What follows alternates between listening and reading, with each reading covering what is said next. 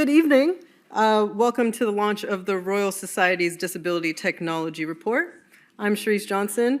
I'm a policy advisor in the data policy team here at the Royal Society, and we're super excited to have you here, whether you're joining us in person or virtually from home.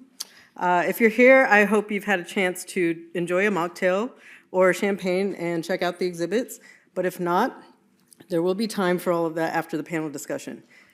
And before anyone asks, it is actually champagne from the Champagne wine region of France. I can say it with full confidence and not offend any enophiles. So before we get started, I need to do some important housekeeping, safety first.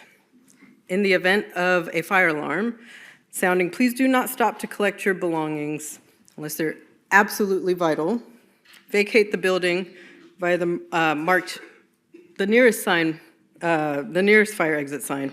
Head to the Duke of York steps to the right of the Royal Society building, which is this way. Do not use the lifts. If you are in the basement and a fire alarm goes off, wait by the lifts and someone will be there to assist you. And don't re-enter the building until authorized. In case of emergency, we do have certified first aiders on the premises. I'm one of them. Yes, you can trust me.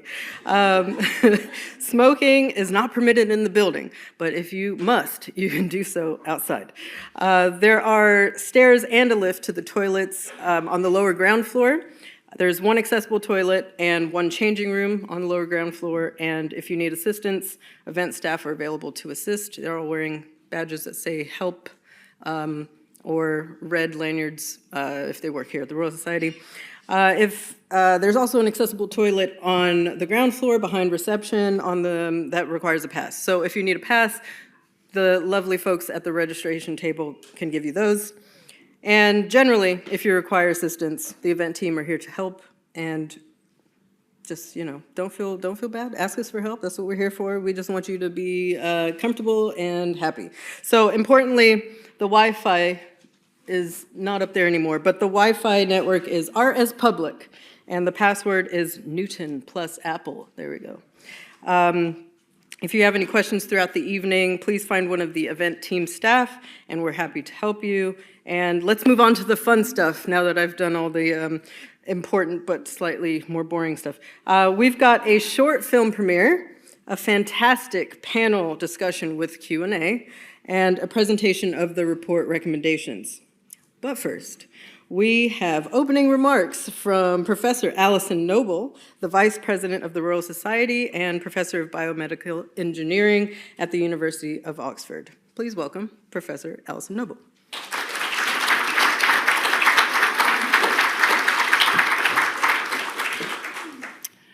Thank you very much. Good evening and welcome to the Royal Society. As has just been said, my name's Alison Noble and I'm one of the Vice Presidents of the Royal Society, and I'm also a Professor of Biomedical Engineering at the University of Oxford. So thank you for joining us this evening for the launch of the Royal Society's latest data science policy report on the topic of disability technology, which explores how data and digital assistive technologies can support independent, fulfilled lives. The Royal Society, as you may know, is the UK's National Academy for Science and a fellowship of some of the world's leading scientists. It was founded approaching 365 years ago, and the Royal Society's mission is to promote the development and use of science for the benefit of humanity. It is in this vein that the Royal Society decided to undertake the work that we are here to discuss this evening. In my own academic research, I specialise in the use of artificial intelligence to assist in the acquisition and interpretation of medical ultrasound scans. Hence, I know firsthand, and if developed correctly, how transformative new technologies and approaches to data analysis can be in their ability to solve real-world challenges. However, and as stated by the Royal Society several times in recent years in its work, solving questions around data and data technology, be it design, deployment, and ethics, are fundamental to realising its potential. If we now turn specifically to the Disability Technology Report, we know hundreds of millions of people across the world experience some form of disability throughout their lives. And we know that digital technologies are having an enormously positive impact on supporting people to live independent, fulfilled lives. Digital assistive technologies range from specialised technologies, such as screen readers and augmentative and alternative communication systems, to more mainstream technologies such as smartphone application and smart home devices. Recent innovations in artificial intelligence also have the potential to transform how digital assistive tech can improve accessibility and inclusion. This new report highlights several examples of the opportunities of digital assistive technologies, but also the challenges surrounding disability data, inclusive design, and barriers to adoption. The report also argues that it's vital that disabled people are centred and included in technology design and development, as well as policy discussions around issues that affect them. Indeed, there is much more that needs to be done to ensure technologies are a help rather than a hindrance, and to ensure these technologies are affordable and mainstream. Further work is also needed to ensure that globally, data on disability is high quality, consistent, and inclusive of the full landscape of accessibility requirements.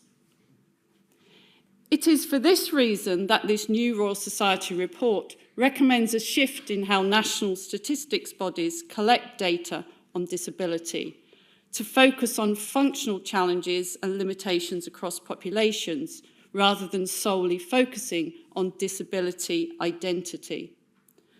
The new report also recommends that governments consider recognising the smartphone as an assistive technology akin to hearing aids, manual wheelchairs, and white canes.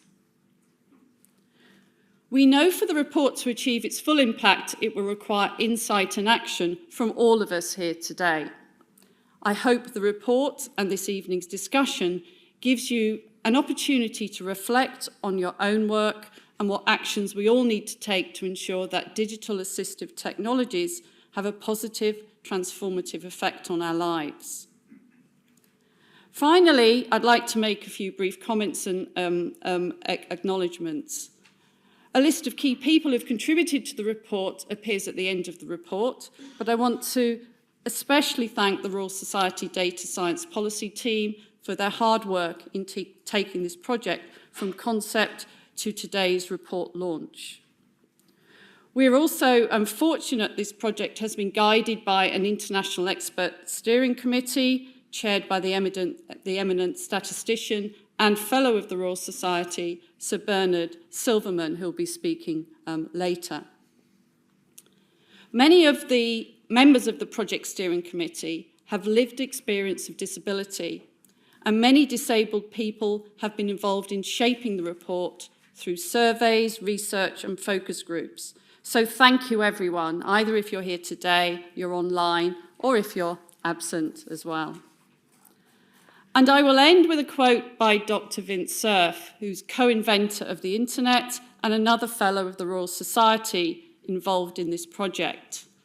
And the quote is, "Often people who make software don't have intuition about how to make it accessible. Putting a blindfold on does not give you intuition about what works for someone who is blind. You really need to understand what does and doesn't work." On that note, I'm delighted to now introduce the premiere of a short film that the Royal Society has commissioned from 104 projects, showcasing the experiences of users of digital assistive technology in their world. I hope you enjoy it, and thank you.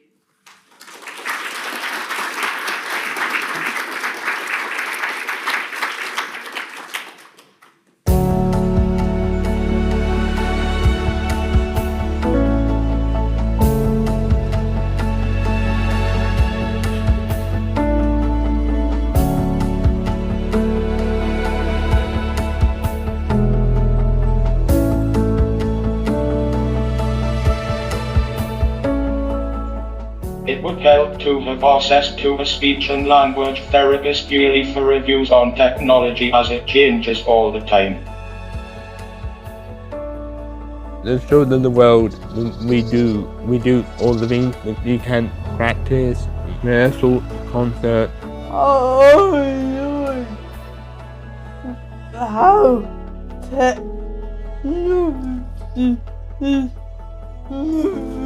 Future technology. I would like it to read my mind and predict answers based on my regular sayings.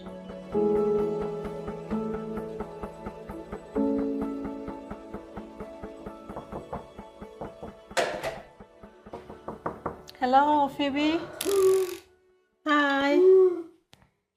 You're buzzing. Assistive technology has enabled me to have a voice. I can also go on the internet, which I couldn't do before.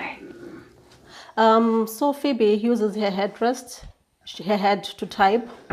So when she wants to say something, she uses her eyes. That's right. Yeah, that's right.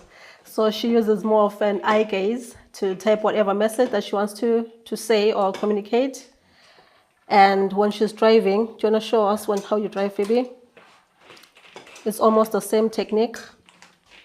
So she uses her hand to reach for her control, her arm actually, and then she'll use her head for the controlling of everything else. Lots I can't use any bank because I can't use a phone myself. This take away is my independence. I would like a mobile phone that is eye gaze. Also, I would like something that says what I am thinking. So this is Phoebe's buzzer. When she's here in the flat kitchen and she needs to use a buzzer, she tells me which side she wants it. We want it on you. Okay. So she wants it on herself. So I'll put it here on your lap. So do you mind buzzing, please? Right. So when she's buzzing, it also reflects on my phone. And I go to her room to cancel the buzzer.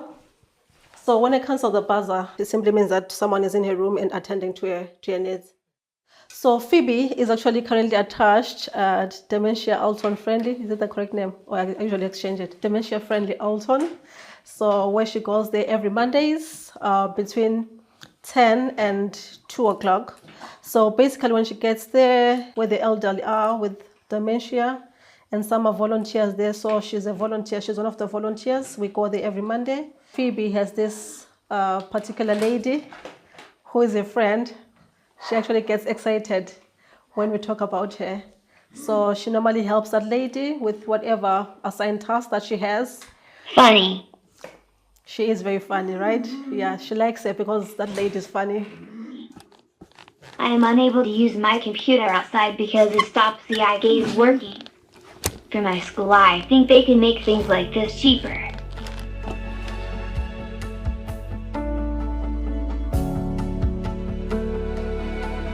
Hello, my name is Sahira Khan. I am a freelance artist and creative. I'm married and I have 2 children. My eldest daughter is hearing and my youngest son, he is with Down syndrome and he is 4 years old. So I use my iPhone, laptop, and I use this every day. So with my iPhone, I use this for messaging, using remote services. So for example, I'll have an appointment with a GP and I need to explain physical elements about my son's health. So it's more visual when it's face to face.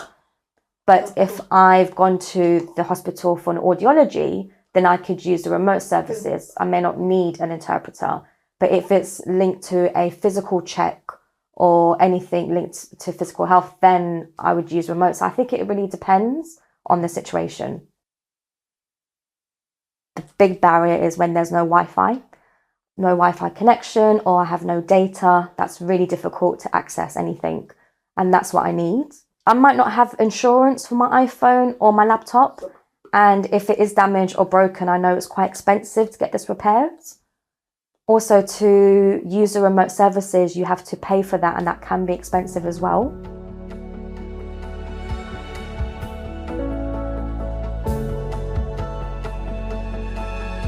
I think it would be amazing if the deaf person could create the technology, because they would know what to look for, they know what the perspective is.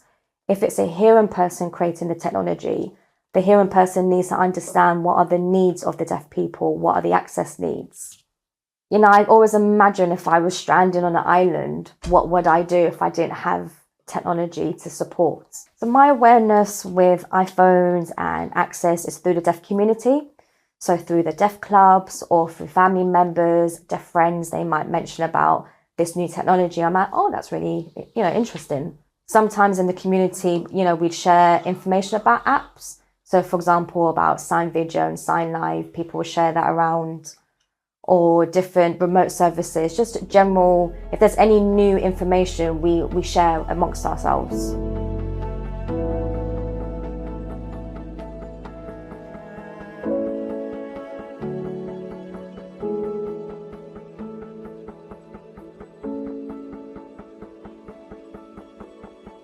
How digital assistive technology has made a big impact in my life.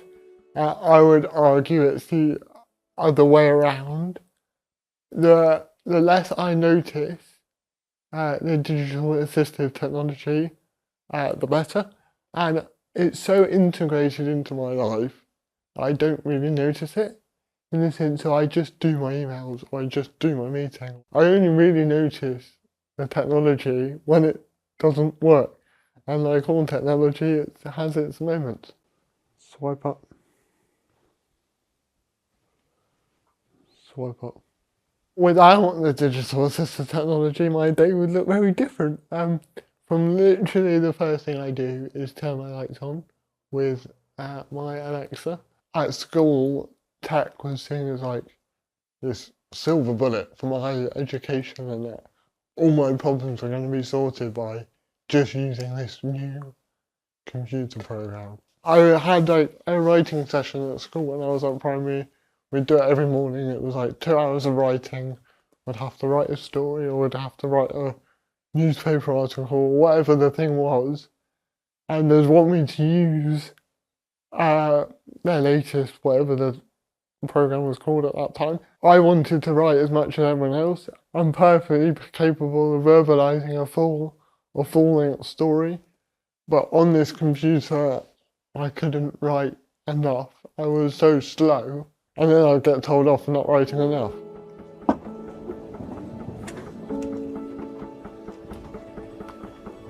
So I have my ignition is here, and the starter is there. My handbrake is a button there. My gears are on the door. And on the floor I have my indicators, which are by there, left and right. And then I have the lights, which is that one there. This is the driving assistant. I hold on to it and it just stays there. And it spins round so I can drive. And then the wipers are automatic, so I just leave it in automatic. It's so important, it's so important that disabled people are involved in the designing of assistive technology. I think I can tell literally straight away if a disabled person has been involved in the design or they haven't. So the inclusion of disabled people into the design of whatever accessibility project it is so important. I was given driving when I was at school. They said to me, oh, it's going to take ages for you to train it, but you need to be able to train it. But you need to spend like 3 or 4 hours a day training this piece of tech. When I'm at school, when I'm a teenager at school, spending 3 or 4 hours a day talking at a computer for no discernible end goal, in the sense of I'm not getting marked on that work, there's no feedback to it, it's just me talking at a machine. That's a lot of energy expended for something that might not work. I think technology definitely has a place. I use it all the time. I wouldn't want to be anti-technology, because I'm not. It can't be the solution to every single problem. And people helping people is, in my opinion, always going to be necessary.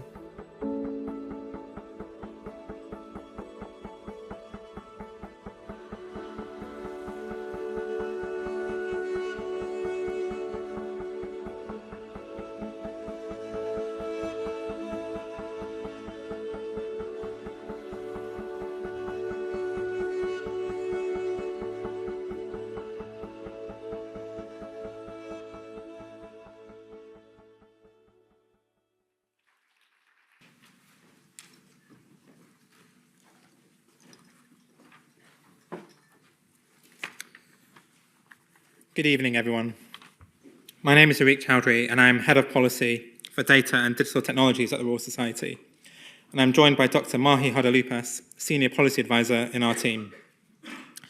We are delighted to have you here with us today. Together, we are going to give you an overview of what we did, what we found, and what we are recommending. To start us off, I just want to introduce you to the Expert Steering Committee who has guided and shaped this report. The report was chaired by Sir Bernard Silverman, pictured in the top left on screen here.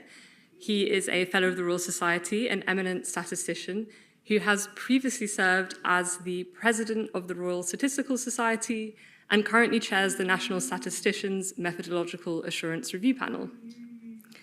We were also fortunate to have another Fellow of the Royal Society, Dr. Vint Cerf, pictured to the right of Bernard, who is the Chief Internet Evangelist at Google and is more widely known as the co-inventor of the Internet. Joining us from the Royal Society's Diversity and Inclusion Committee Disabled Scientists Subgroup, from left to right on screen, we had Dr. Hamid Haroon, a research scientist from the University of Manchester, specializing in neuroimaging, Professor Paul Upchurch, Professor of Paleobiology from University College London, and Professor Sarah Lynn Van, Professor of Neuroscience from Cardiff University. Alongside them, on the second row on screen, we had an excellent group of interdisciplinary experts in digital assistive technologies, some of which you'll be hearing from on the panel this evening.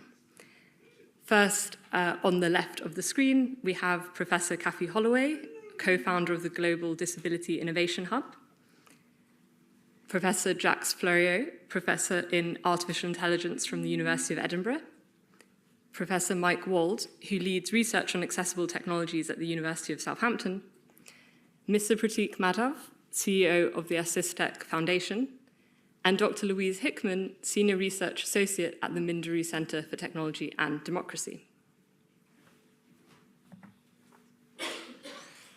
So what did we do?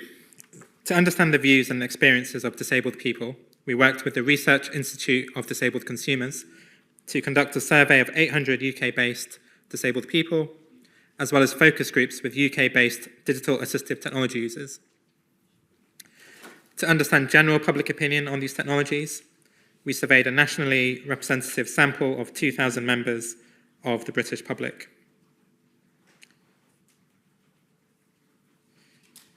To understand the various approaches to data collection and analysis, we commissioned 2 expert literature reviews on disability data and small data. And finally, to understand how digital assistive technologies were being approached across geographies and sectors, we explored case studies across the UK, US, India, and Kenya, and organised roundtables and workshops on inclusive design, gaming, social care, and technology transience. Here are a few images of us in action. This here was our workshop on the ethical considerations of digital assistive technologies in social care. Here we are at the offices of Sony PlayStation, where we organised a joint roundtable to hear from experts across the video gaming industry. And here are a couple of images of the team going out and about to see digital assistive technologies in action. On the left, they're at Google's headquarters in London, and on the right, at Abbey Road Studio to see their work on digital assistive technologies for music production. So now I'm just going to highlight a few key findings from the report that should help guide the remainder of this evening's discussion. First of all, we found that simple quantitative measures to approximate complex health statuses can be inconsistent and reductive. This is why we need to pay close attention to how we collect and classify disability data. Second, as we've already heard this evening and in the short film, inclusive design practices are essential to the development of effective and user-friendly digital assistive technologies. And third, the development of inclusive technologies can improve the user experience for all users, disabled or non-disabled. So we make 6 recommendations in total, but I am just going to pull out the first 3. So the first is for national statistics bodies to shift towards collecting data on functional challenges and limitations across populations, rather than solely focusing on disability identity. The second is for governments to consider the smartphone as an assistive technology. And third is for disabled people to be meaningfully involved in the design and development of new digital products and services from the outset. So thank you very much. We will now be taking a short 5-minute break while we set up for our panel discussion, where we will delve much further into this. Thank you.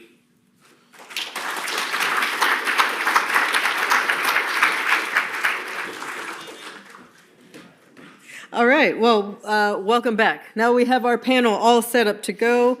I'm going to introduce to you the chair of the discussion, Jeff Spink.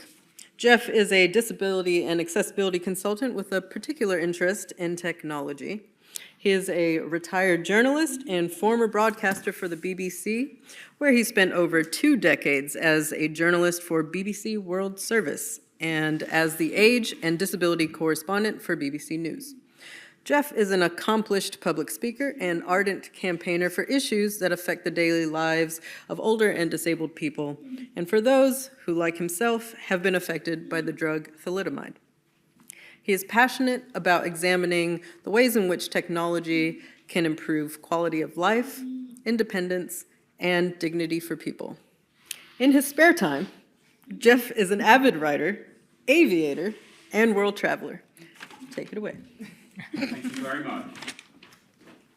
Okay, well, good evening, everybody. And I was very pleased to hear in the film that, or not in the film, in the presentation, that the Research Institute for Disabled Consumers was involved in producing some of the data. I was very happy to be a trustee of RIDC for many years. Before I introduce you to your fantastic panel, a little bit of social media housekeeping. The Royal Society team will be posting on Threads, X, which I still insist on calling Twitter, Blue Sky, and LinkedIn. And the hashtag is #DisabilityTech. So if you want to get doing that, and you can't leave your smartphone alone for a second, do something useful and tweet or post on LinkedIn or whatever, but remember to use the hashtag and only say nice things about us. Thank you. Right, I'm going to introduce the panel in order of where everybody is. And of course, they've all sat in different places, so I have to keep scrolling backwards and forwards on my screen. Anyway, Professor Kathy Holloway, first of all, co-founder and academic director of the Global Disability Innovation Hub at UCL. As co-founder and academic director of the Global Disability Innovation Hub and Professor of Interaction and Design and Innovation at UCL's Interaction Centre, her work spans the domains of human-computer interaction, accessibility and assistive technology and policy. Kathy also sits on the World Health Organization's Technical Advisory Group for Assistive Technology. With an ethos of co-development, Kathy's team at UCL also develops novel technologies for disabled people in the UK and globally. So that's Kathy. Next to Kathy, we have Jess Hyder. Jess is a senior technical designer at Emporium, where she focuses on reimagining what gaming could do through restorative design. Jess has worked on several award-winning games and in a variety of roles across the gaming industry. Jess explores how we can practice meditation, mindfulness, and self-care through video games, and is deeply supportive of something called the Cozy Games movement. I didn't realize what the Cozy Games movement was until somebody explained it to me, and then I realized I was using it extensively during the pandemic when my mental health took something of a tumble. So, next to Jess, we have Pratik Madhav, CEO and co-founder of the Assistive Tech Foundation. So Pratik set up the ATF, India's first assistive technology innovation ecosystem, established exclusively for disabled-focused startups. Prior to starting ATF, Pratik spent 18 years in the IT industry. His belief in technology making a significant impact on the lives of disabled people led him to create ATF, which has incubated over 50 assistive technology startups, more than 120 assistive technology products, and over 50 patents, In his spare time, Pratik can be found running marathons. Next to Pratik, we have, wait for it, Christopher Patno, Head of Accessibility and Disability Inclusion for Europe, the Middle East and Africa at Google. So, Chris has more than 25 years experience in tech, working at companies like Apple, Sony Ericsson, and Disney, where he's built hardware, software, games, and services. His current passion is accessibility at the intersection of immersive technologies, XR, and consumer hardware. He is the chair of the Immersive Captions Community Group with the W3C, is the Accessibility Working Group co-chair for the XR Association, and a member of the board of the disability charity Scope. Next to Chris, we have, wait for it, Professor Analu Waller, OBE, Professor of Computer Science at the University of Dundee. So, Analu, her research focuses on human-centered computing, natural language, personal narrative, and assistive technology. She directs the Dundee Augmentative and Alternative Communication, AAC, research group, and is program lead for an MSc in Educational Assistive Technology. Analu has worked in the field of AAC since 1985. Imagine how much IT has changed in that time. Designing communication systems for and with non-speaking individuals. Ladies and gentlemen, your panel.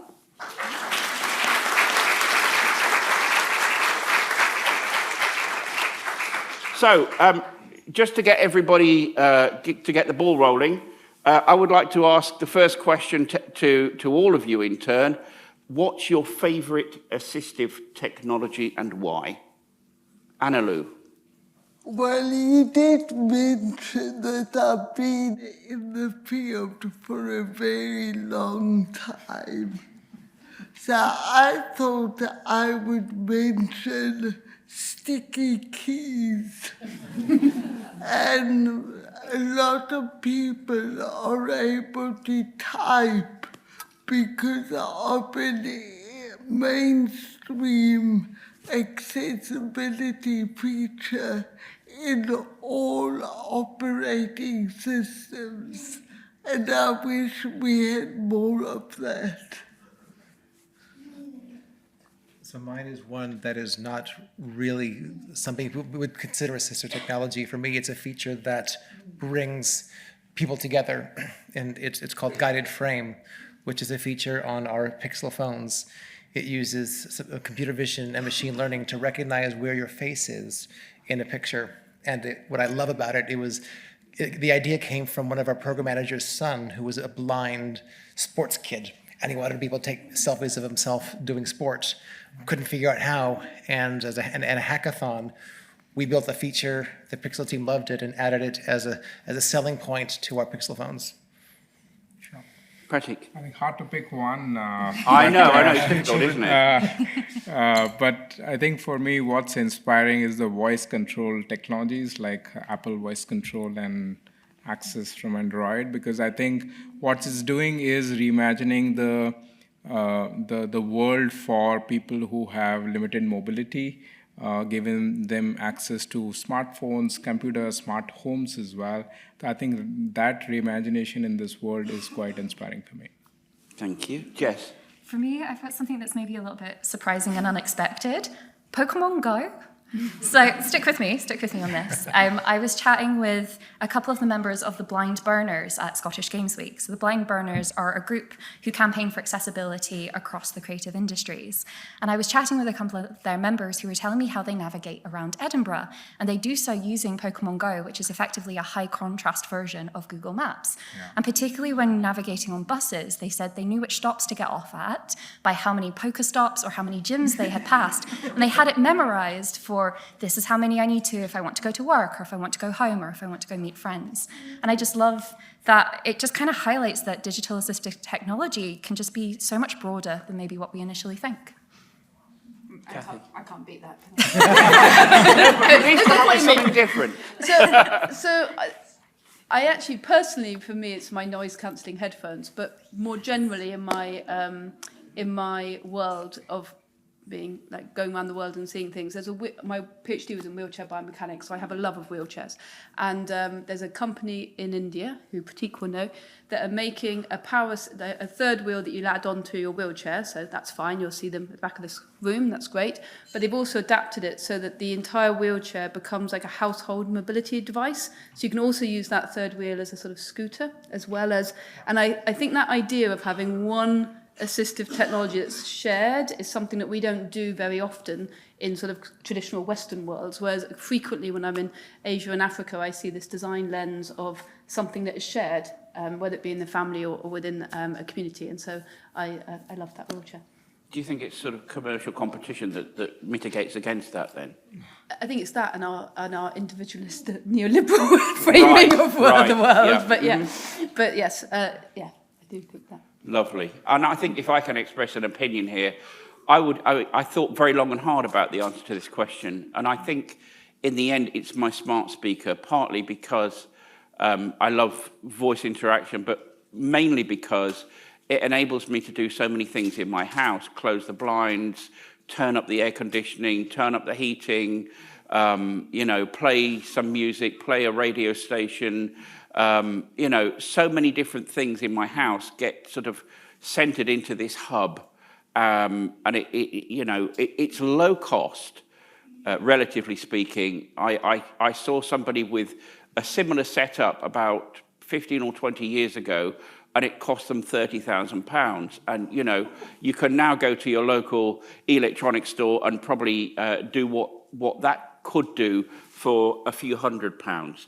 Anyway, let's move on to the next question. And we could talk about assistive tech all evening and, in fact, into the next day and the day beyond. I know we've all got things to say and contribute, but if we kind of confine ourselves to the recommendations of this fantastic report from the Royal Society, I'd like to look at this idea of the recommendation about considering the smartphone as assistive tech, and particularly when, the current media in this country would have you believe that smartphones are evil, they have to be banned from schools, and how do you tell a child who relies on that for assistive tech that they can't have their phone when they need it most? So let me ask you, Chris, first, what's your reaction to the idea of the smartphone as being sort of primary assistive tech? I was one of the team that came up with this research that Google, GDI Hub, and ATScale ran on trying to understand the impact of smartphones as assistive technology. It came from the idea of the social model of disability and accessibility versus the medical. For those of you who don't know, the medical model simply is the person's busted and you need to fix them. And you give them a tool, a 50-pound magnifier, and they're fixed. But that's not true.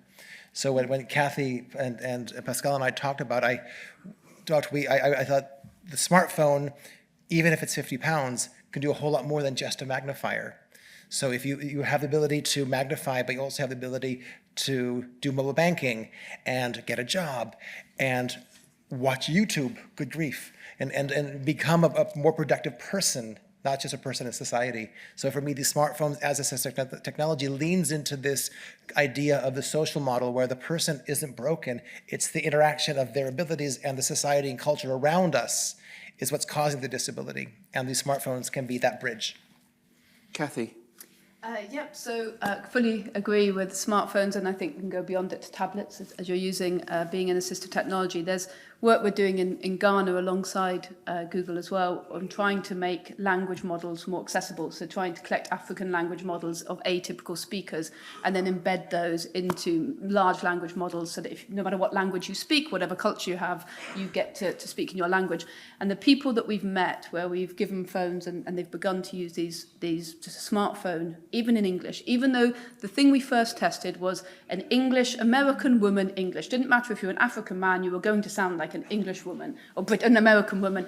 And still they loved the technology because it gave a voice, even though they went, obviously it's not me, obviously this is ridiculous, but still it was better than absolutely nothing. And within 6 months of doing that initial study, we've gone from testing what they had, which was an English model, which is what Google had released, to now being able to collect African language models. And we had a hackathon in the University of Ghana a couple of weeks ago, where we've now embedded that technology into Telegram and WhatsApp, and a small team, student team, are now setting up a startup in Ghana to deliver that and bring it across Africa, which is fantastic. And that is possible now, like you said. Previously, it would have cost 20,000, 30,000 to begin to roll that out per person. And now we can begin to embed this technology into everyone's everyday assistant, basically, no matter how Jess, much where do you get away stand from. on the smartphone issue? Is it really an issue? At this point, yeah. So I guess I have some personal experience. My little cousin is type 1 diabetic and relies on a smartphone as part of his closed loop system. So he literally can't survive without it. So absolutely. Kind of then from the gaming section, I think there's quite a lot of opportunities that having smartphones as digital assistive technology brings. There's some interesting things that were happening at Microsoft around xCloud, which is a way that you can play games via your mobile phones and your tablets. And as part of this kind of like bringing some of the back catalogue of games back into kind of these devices, they've started to create new overlays for being able to interact with them via mobile touchscreens. And I think as we start to bring back some of the older games, which in particular are not very accessible, we have a chance to kind of redesign what those interfaces are. And we can start to look at some really interesting things like what special effect are doing with eye gaze games, so being able to use your eyes to control the games. Like we could bring in overlays that work with platforms like xCloud so that other people are able to, play the games that maybe they never got to play when they were a kid. Lovely.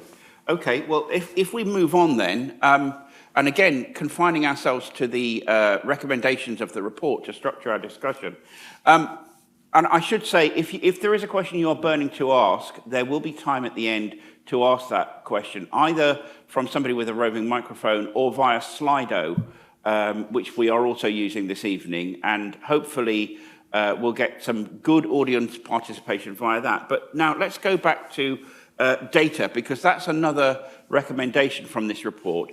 The way data is collected, whether there is enough granular data on disability in order to perform the work that you need to perform. Anna Lou, where do you stand on this?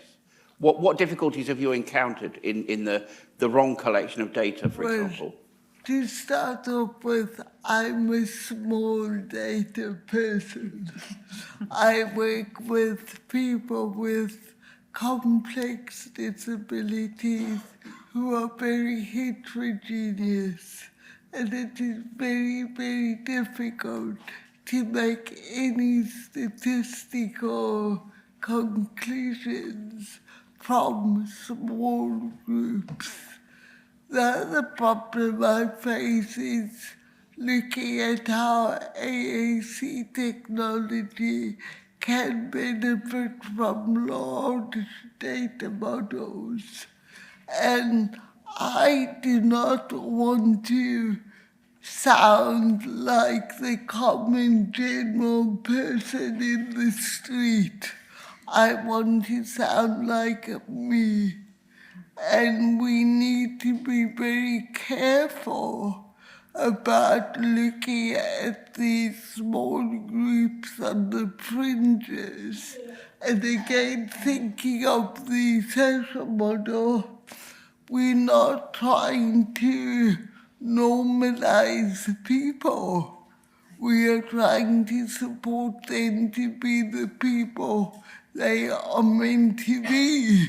So how can we leverage AI and technology to help people communicate and do the things they want to do? Not like you or you or you, but like what they want. Pratik, is the lack of data something that you encounter in India?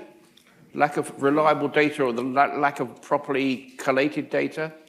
Yeah, absolutely. I think India is a country of 1.4 billion people. Right. There are 80 to 90 million people with disabilities in India, and that's the official statistics. I'm sure there is more which we don't know of. Despite having these many people, I think the data collection is an issue. we are a country of many cultures. Just to give you an example, India has official 22 languages. If you take the nuances of languages, there are 1,600 languages, which means that every 100 miles a language changes. So how do you really collect that kind of data, when you're talking about countries like India? So yes, there are challenges, not just in terms of the diversity of the country, in terms of the geography, but also the cultural aspects of it. Kathy, I mean, you have a sort of global overview of this via your work with UCL and WHO. Where are the gaps? What are you not being given that you want in terms of data? Everywhere. Oh dear. They are everywhere. They're getting better. I mean, with the WHO Global Report on Assistive Technology that was co-delivered with UNICEF, we worked hard to try and get globally representative data.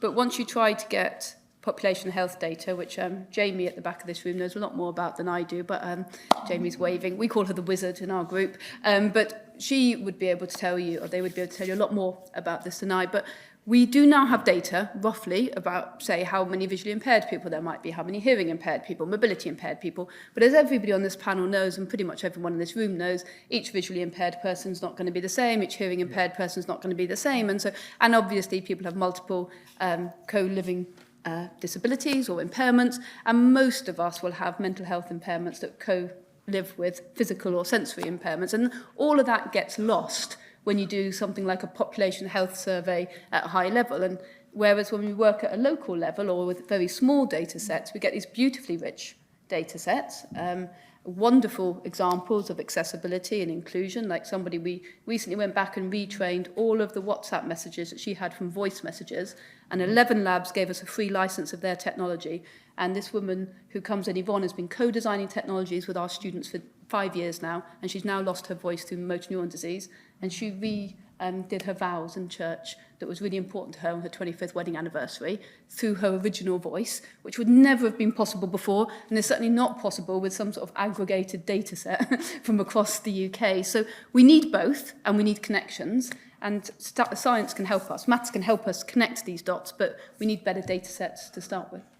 What are the other barriers that sort of exist to the creation and then the rollout of digital assistive technologies globally? What other barriers do you encounter, Pratik, for example? So one of the issues of current digital technologies, it's been developed for people who potentially have high internet access. It's built for people, single user device. Possibly they can afford it as well, and they're English speaking. It's not built for people, for example, for Global South, where they will have if they have an internet, it's very patchy. There's a family of 5 who shares one device. Mm-hmm. They cannot speak English, and certainly they can't afford it. And hence, how do you really build a technology which caters to these scenarios? I think that's a big challenge which we feel. I think we are seeing an emergence of innovators. We are seeing an emergence of startups. And Kathy, you know this, that when we started building this ecosystem in India, we just had 15 startups who were trying to bridge the gap of accessibility. I'm really happy to share with all of you that today we have 450 to 500 startups just in India building assistive technology for Global South. And we are hopeful that if we do a good job, it's going to be a case of reverse innovation that we can build and bring a lot of these technologies to Western world as well. Chris, what's the perspective from Google? Because your patch covers a very diverse area, Europe, Middle East, and Africa. That's a huge divergence. Where are the pinch points for Google? I think the pinch points that we have is common, and not just for Google, is awareness of the tools that exist today. No matter how many startups you have, no matter how many features that a company like Google creates, it can't help you if you don't know that it exists. And for people who are living with a disability, trying to survive in the world that wasn't designed for us, we only have a certain amount of attention. And if a Google isn't talking to you at the right time with the right message for the right thing, it's not going to help you. If we're talking to you about the right thing at the wrong time, it's not going to help you. So it's that communication and connection is what's really, really difficult. We can't help you if you don't know it, and you don't know what you don't know. Okay, let's move on then. Annalou, I wanted to ask you really, very interested in your work with sort of complex disabilities and communication tools that you build, etc. What are the limitations for you in terms of what can be applicable to various groups of people without having to redesign something for each person? There are two strands here. One, I don't want any more technology. We've got loads out there. We have got loads. People don't know it's there. And number one, we need to educate the general population on what assistive technology is, because people find themselves facing a disability and they have no idea what is achievable. So that's number one. Number two, we have to train the people who work in the field to know what is available. Digital assistive technology is not like a wheelchair. A wheelchair is more like an appliance. You know what it does. Digital assistive tech is a tool, and you need expertise to know how to adapt, how to use that tool. And number three, when you do need tech, please include people who are disabled in designing their tech, not as final evaluators, but as the people who dream up the ideas through to co-design, through to actual implementation. And that demands more education and support to get more disabled people, especially those with complex disabilities, into academia and into design. Can I ask you, thank you. Can I ask you, Kathy, from your experience, what are the particular challenges of operating in, I suppose, what's euphemistically called low-resource environments, where you've got, low income and patchy internet and inability to purchase the latest technologies? I think you've almost answered the question, because what Annalou was just saying is people need to be aware. So the further you are away from a city generally, the harder it is to know about things. So in the research that we did between the UK government and Google funding to try and look at mobile phones as smartphones as assistive technology in Brazil, in Kenya and in India, you were effectively, if you were a woman living rurally without access to Wi-Fi, pretty much your data was gone within a week. And we all know that a smartphone without data is pretty useless. I mean, it's not entirely useless, but it's not great. Whereas if you were a man and you had access to Wi-Fi and you lived in a city, you barely used your data. Right? So if you're a policymaker, you've got to look at not just a sort of one shot that's going to fit everything across the whole of a country like India or Kenya or Brazil. You've got other complexities there, and you've got cultural problems and interesting terrain issues as well. So you've got that problem. So you've got awareness, you've got all the access issues, and then you've got the fact that things break.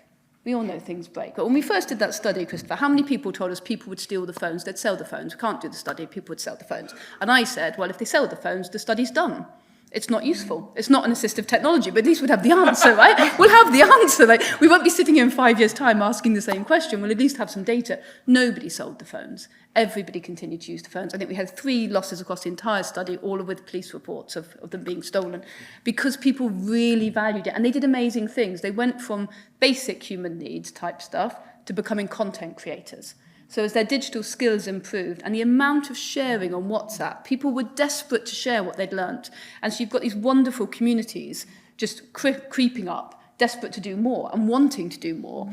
And so I think, and the problem we often have when it gets to actually giving people technology is the amount of red tape around it. You can get a smartphone in India legally. The law exists, right? I mean, it exists. It's like getting something through the UK government. But, you know, there's lots of forms, there's lots of assessments, there's lots of hoops. And then when you do get it, it's not a very good phone. And as Christopher and I can attest to, if you get a phone, even if it's an Android phone, which is accessible, thank you very much, Google, generally, a lot of times the OS, the cheaper phones, they've stripped out accessibility features. So the classic example is the camera not being labelled. So it just goes button, button, button. And therefore, obviously, all applications that use the camera are fairly useless. So we have these issues where we need to educate at multiple levels. It's not just find the users and educate them and then educate the gatekeepers, maybe schools and family members around that technology. But then you've got to educate the policymakers. You've also got to educate the hardware manufacturers. And you've got to make sure that when updates come, they don't just strip all of that out and bring people right back to the beginning. So it's not a simple problem. Otherwise, you wouldn't need the report, would you? Chris, are there not minimum standards then specified by Google for all Android phones in terms of accessibility? Oh, there are. That doesn't mean people do it.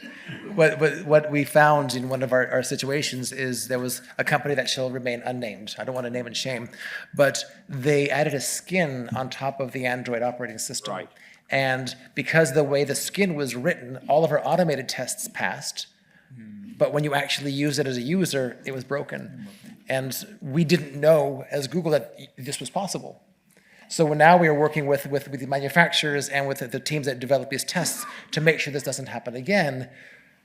But that was the most exciting, for me, thing that we learned in that very first day of the project.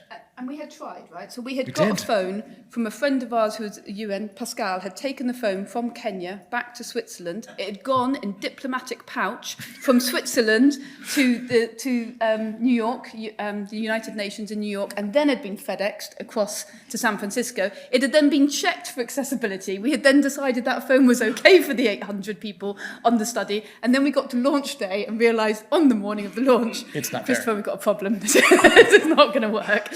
Let's quickly find a Samsung. Let's find a Samsung store, which you can find in Nairobi, and purchase a few phones if you need to. But you do try, and even when we tried, and we're not... Things change. I would hope that we're not idiots, right? But we're not people who didn't know what to check. Right. And still it got through the various, our various automated That's tests. why this is so hard. It is so easy for something to break. And that's why we need to be so diligent, because unlike a wheelchair, which you build once, hopefully the software updates won't break it. But on a mobile app, on a website, an update can break it in significant ways. Chris, does that not indicate that we need to build accessibility into all software engineering training? Yes. So that this is what we've done at Dundee for 30 years. It is part of our regular undergraduate courses, and students lose marks for not putting accessibility in. They don't gain marks. So it's part of how they learn to be good engineers. And there's the organization Teach Access that is actually in the US, been there for several years. They're coming here to Europe now, and they're trying to integrate as part of standard curriculum accessibility in terms of computer science, design, etc. The students actually want to learn these days. They do want to learn. It's just not fully embedded into all curricula. It's the same with architecture, not embedding. In terms of inclusive design, how does it work? How do things work out in the gaming industry, Jess? Yeah, so one of the things that we have had great success with are inclusive design workshops. So these tend to take over a week, and they're kind of split up into 3 parts. So they do an introduction, which is kind of bringing everybody into a shared language. So everybody understands what we're talking about, the different terminology that we're using in accessibility. The second part is then doing interviews with accessibility consultants. So it's actually like chatting to gamers with disabilities, building empathy, kind of bringing that understanding, getting them to talk about their experiences. What are the challenges that they face regularly? What do they want to be able to play? What do they want to be able to do? And then taking all of those learnings into part 3, where you go into an ideation session, and that's when you start to either go completely blue sky thinking, depending on where you are in the project, or you're trying to take your learnings and applying them to features that are currently being developed. And we have, like I said, we've seen really great success with that across Xbox Game Studios. I know Tara did a lot of work with our Xbox accessibility team in running these inclusive design workshops. And yeah, a lot of the features that you see in a lot of Xbox products have come from those workshops. Okay, I want to talk about, we're coming to the end of our time in terms of the formal panel discussion, but a couple of questions left. First of all, what does digital exclusion mean in the context of assistive technologies? And also, what about the analog services that some people are, well, shall we say they cleave to and struggle with the digital alternatives when pushed down that track? How does that work out? What does it mean in, for example, India, Prateek?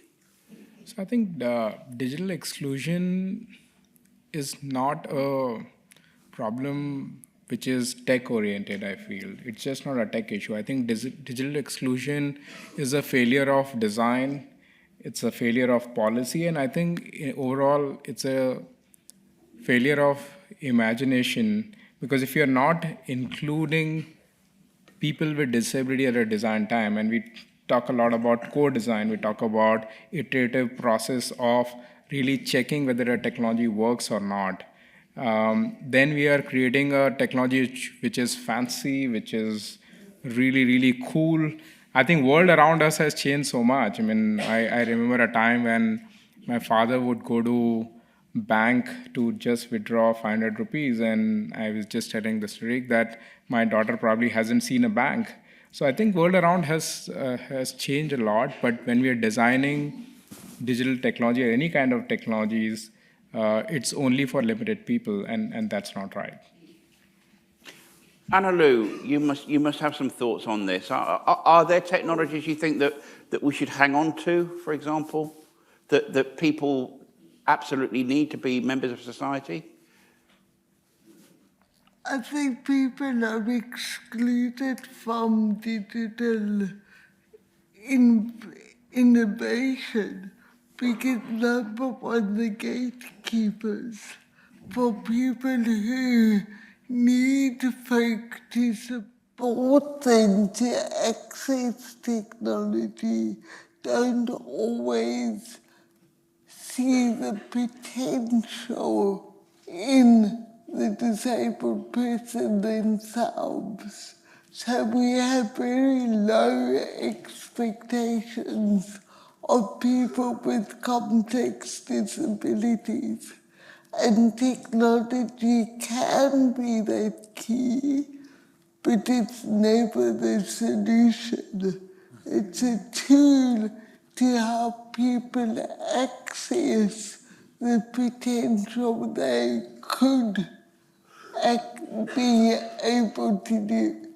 And that, I think, is the way we are still excluding people, especially when institutions like schools, social care, actually stop people from using technology. What 14-year-old doesn't want to swear? And yet, professionals still refuse to put swear words on voice output communication aids. And that's where they get excluded. Anna Lou, did you know that the Look to Speak the application from Android does let you swear specifically for this reason. Yeah. You put the word in and you can select it, you can say what you think. But the teachers would tell you that you've got to stop the kids doing that. But they tell all But kids. if children use it, then they get punished and disciplined. But how do we enable children to be children unless we allow them to experiment and experience learning in the same way that others do? Okay, I want to ask all of you a final closing question before we come to questions from our audience and indeed people following this discussion online. And that's this. What one key action is needed for the creation of truly inclusive and sustainable digital assistive technology? If you could, in other words, if you could wave a magic wand and just change one thing, what would it be? Kathy? Change of attitude. Just to check people, policymakers and the general public need to understand the benefits, not just the costs of these digital assistive technologies. And if they understood them properly, I don't think we'd have the number of arguments about what they cost if we could measure the benefit properly. Yes. I think from our side, one of the things that I think really struck me when reading the report was like, remember that behind every number, there is a name. Like, go out and get to know the people behind all the numbers and the statistics. So for anyone who's here from the games industry, I'd really recommend, like, go out and find our players with disabilities, like, go become a part of their community, invite them into your community as well, because we've seen the most positive impact when people have come together and played together. And we've seen features come out of that have created more inclusive and accessible games because people have come together and played together. Pratik. Okay. I think nothing about them without them shouldn't be just a slogan. It should be a method. We need to include people with disabilities, not just as designers, testers, but as people who are making decisions in this world. Chris? I would hope that we could eliminate the fear of others. So much of the concern that we have is I don't understand them, so I'm afraid of them. I don't want to say the wrong thing. I don't want to do the wrong thing. I don't want to offend them. I don't want to embarrass myself. So I would get rid of fear. Annalou. Why am I lost? For me, it's actually what Kathy said to start with. It's how do we inculcate in every person in the world that disability is not abnormal. It's part of being human. And everybody at some stage in their lives is going to be disabled. And until we look at disabled people as part and part of society and give them a voice, and this includes those people who we still write off as too profoundly physically and learning disabled. We have to include everybody in society, because then we will start to include them in the design and decisions of how we build our society together. Thank you. Okay, we're coming to your questions now, everybody. So how this works is, with Slido, you can log into the app, you can put in the code, you can use the QR code that's on the screen, you can put in the code when asked for, which is on your screen, and you can put your question in, and then other people in the audience and people who are joining us online can decide whether your question is a good question, and if they think it's a good one, it goes to the top of the queue. And if it doesn't, it won't go to the top of the queue, and it probably won't get asked. So also, if you don't want to use Slido, and I don't blame you because it's not the most accessible app in the whole world, as I found recently, there are a couple of people with roving microphones. Now, that's where I run into a problem, because I can't see that well. So if when the lovely roving microphone people find somebody, please shout up and say, "Hi Jeff, we've got a question from blah blah blah here," and then give them the mic. Okay. So let's see how this goes and see if we can make it run like a Swiss watch. Okay. So the first question, which is the most popular, is how can this report make a difference? Who would like to have a go at that? Kathy? Give it a go. I think it needs to, it's like all reports. We love writing reports. I think it was Kush who said on the way in, everyone in the UK seems to like a good report. And I think it's how the report is used to influence the decision makers. So I do think having the Royal Society writing the report is important. I think that adds weight to when we try and have these conversations with certain people that maybe if somebody else had written the report, they wouldn't listen to it. I think having the other important factor, the Royal Society being, commissioning the report and doing the report, is that it is the Academy of Sciences. And so it's demonstrating that this is a problem of society for the Academy of Sciences and therefore should be taken very seriously by everyone from ministries of education through to ministries of technology through to work and pensions, that if we're not having really good and equitable access to digital assistive technologies, we will be systematically leaving people behind, both in the UK and across the world. And do we want to be that society? Or do we want to make sure that we invest in the education of the next generation? We make sure that the next generation of products are fully accessible, because nearly every engineer I meet or computer scientist who's developed a thing that's not accessible, when you point it out, they wish they had done it, but now it's too difficult. They're too far down the roadmap. So it's just, nobody wants to design a product that excludes, 15 to 30 to 40% of the population. It's bad business sense, let alone anything else. So I think it's important how we use it, each and every one of us, to take this message and hit the politicians. Tell them they must read this one report. No violence, Kathy. Sorry, Chris, I keep forgetting that one. No violence. I've got it. I've got it. Okay. Can I add to that? Please, go ahead. So from an industry perspective, so one of the things that I loved, I read through the report and I had so many takeaways. So this is all the notes that I took from the report. And these are all things that I'm going to take back to my company. These are all going to be things that I'm going to suggest as hey, did you know we could do something this way? We could look at gathering user research based on functional needs rather than through identification and things like that. So I think for me, the way the report can make a difference is if we can encourage people to read it and then get them to take those takeaways back into their workplaces, because all of these little changes everywhere, they do start to add up. Thank you. Pratik, would you like to have a go at that? Because you've been deeply involved in this, haven't you? So I think one of the things which I'm going to recommend is to take this report and submit to our think tank in India. Because while there are nuances of culture and languages we spoke about, largely these reports and the findings are applicable to the entire world. And if we can take this report and probably further take actions in each of the country, I think that will be a great outcome to achieve. Thank you. Okay, we have a question from Jamie in Lyon. I have to declare an interest. Jamie's a very good friend of mine. So he was tasked with coming here and asking intelligent questions. Jamie says, the report draws attention to including disabled people in new products. What would the panel suggest as the most practical steps to make this a reality?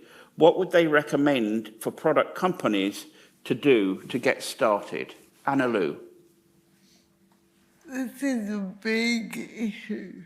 Oh, yeah. Because I think that companies are very good at user-centered design because they can get guys off the street. But those users tend to be fit, male, young people. When we need to provide access to disabled people for companies in general, we need a far more interdisciplinary focus where industry works with disabled organizations and we actually equip and train disabled people to be more informed users. because until we as disabled users kick up the biggest stink, industry ain't going to do anything. So there's goodwill, but there's also the need to make our voice known as market and bring a market perspective to this as well. If I could piggyback. I was going to say, I could see you nodding there, Chris. Yeah, so what's interesting to me is a company like Google, we do this, we recognize the business value, but it's a lot of the smaller companies that don't recognize the value and the opportunity. So what we need is we need more people to demand it. Because if people are aware it's a market, people are going to answer for the market. If there is no market, people won't build to it. So we need legislation, and enforced legislation like the European Accessibility Act to come and make people do the work. But that can also come here at home. If you're going to a business, if it's not accessible, tell them this is a problem and you're not going to have my business. If there's an application that you're using, if it's not accessible, I'm not going to use your service because you're not meeting my needs. The more people that say this, the more awareness gets risen that this is a business critical thing. But then it has to become a business critical thing. And can I just say that I think for too long, disabled people and their environment have been so grateful for anything that they become really complacent and think that that is the best it can be. And I think we do need to train people to know about accessibility, to know what usability is, to be informed. I could see Kathy dying to jump in there. And well, just to build on what you said there, Annalou, that when we were working on the Centre for Digital Language Inclusion, trying to do these hackathons with the new language models in Africa, we found a lot that the people with speech impairment in Africa would just say, oh, that's a great idea, yeah, thanks, that's great, thanks. Anything you did, that's great, thanks, thank you, thank you. I mean, I've never been thanked so much for existing in my life. And so now we're actually trying to develop a module with some young leaders in Africa to train people to be more demanding. No, it's not good enough. Like, what's next? What's next? And then a shameless plug for Open Inclusion, who are in the room, who have a panel of disabled people. So if you are people who are building products, they can actually bring people, test and co-design right the way through. So you call the module Stop Saying Thank You? Stop saying, basically. Although in Ghana, I've noticed you say thank you all the time. Please, thank you is like a thing you say all the time. So, sorry, Annalou. Build in mistakes into our design. And when somebody says, oh, that's great, we actually give them permission to moan. Good, absolutely. Okay, let's see if there's a question in the room. It's 3 rows back in the middle, guy with a white jacket. Somebody in a white jacket, apparently. Kathy's my audio describer. Thank you for the very accurate description. Thank you for a really, really interesting panel. I wanted to ask, I think often discussions about assistive technologies can often become very narrowing in the sense of you sort of try to push the boundary of what access means, you try to push the boundary of what inclusion means, and speaking with people, it will become a very narrow definition of what assistive technology might be. Obviously, we have heard about many, many different, much wider world of what assistive technology can be. But I wanted to ask those on the panel, how would you advocate going beyond the usual sort of assistive technology and thinking about data and technology as routes for creating better access writ large? Great question. Have a go. Okay. Sounds like Annalou. I once reviewed a fantastic paper that was looking at people with profound physical and learning disabilities and wondering whether we could use data analysis of their biometric data to actually understand the emotional status of the person. So I think we need to look at where can technology be used in populations that at the moment have no access to the benefits. Anyone else? Pratik? I think I agree that sometimes we get too narrow in the definition, but I think the perspective I have is from the user. We're not just talking about assistive technology for people with disabilities, but we're also including seniors and the elderly population as well. I think that's the one horizon which I always get stuck with, because like it or not, we are all getting older and we would need assistive technology at some point of time. And I think if we consider that as a user base, then there are a lot more use cases, there are a lot more nuances of assistive technology which we need to consider. And I think there's an interesting use case if we were to have all the data that a lot of the companies have on us, and we're able to then use that more generally for inclusion. We could go an awful long way, but it tends to stay in-house. We tend to give it away to companies rather than to public domains, and that's quite an interesting human thing. I do it the same as anybody else. So if we were able to pool some of these data sets, and I know we are in some areas now managing to pool some of this data, but then you run into the risk of how do people consent to data being given away, and making sure that people know how their data is going to be used, which I'm fairly sure none of us actually fully consent properly to any of that. That's for a different panel. We all read those terms and conditions, don't we? Yeah, we tick Maybe the box. something for Chris to take back to the board of Google. Is there another question in the room? Hello, it's Jamie again. I'm being sneaky and giving you a second one. The report draws attention to a lack of skills. What does the panel think is the best way to build skills across end users and skills within services? To be a little bit cheeky, is there an argument for a national service, like the digital version of the NHS that runs from cradle to grave, including assistive technologies? Thanks, Jamie. Well, I've been advocating for years that we need to embed it into just plain education. So I used to say it when I worked in civil engineering, that why do we only get 4 hours for a 5-year course to become an architect? And I think you get 4 hours of inclusive design training, and it's pretty much similar in inclusive design, you know, like within digital products. So we are basically telling everybody, it's a small thing, right? It's a tiny thing. Out of all your degree, it's a tiny thing. And then nearly everything is a guideline. Before the European Accessibility Act came along, it's a guideline. And when you get down to the nuts and bolts, the guidelines are nice to have, but they get tossed out. So I think we make it not a guideline, it's an act, it's a piece of law, and we put into, whether it be degree programs or any type of education, it's just embedded in there from the start, that then we wouldn't have half of the problems that we encounter every day. Okay. There's a follow-up. Sorry?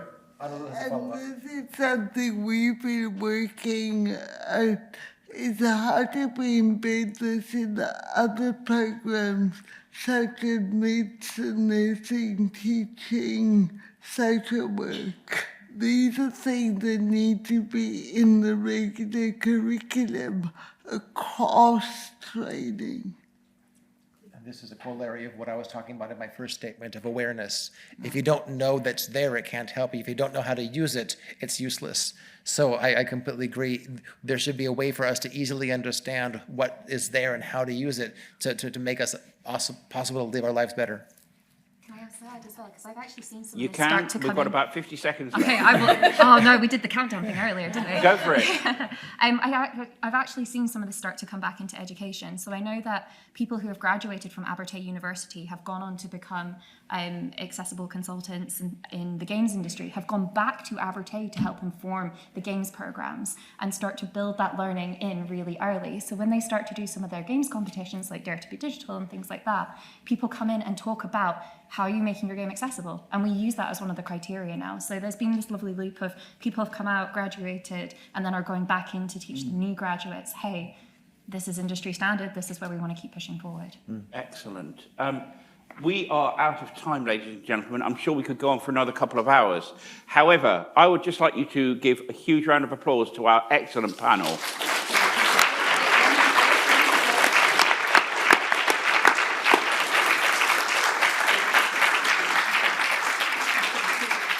And for some closing remarks, we turn to Professor Sir Bernard Silverman. Please come to the lectern. Good evening, everyone. I'm sorry I couldn't be here earlier, but that was beyond my control. I'd like to, first of all, say thank you all for joining us this evening. Thanks particularly to the panel, but to everyone that took part. It was a really interesting panel that I heard, and I think that if all the report did was to provoke this panel, it would have been worthwhile. And so thank you very much, panelists. I've chaired this steering committee for 2 years while this report has developed, and I'm confident it will be a very important report for the digital assistive, ecosystem. We've heard about ways that digital technologies are transforming our lives, and you'll have understood their great potential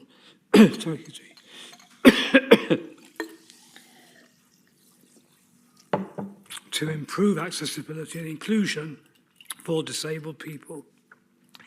But as you've heard in the panel discussion, there are many challenges still to be faced.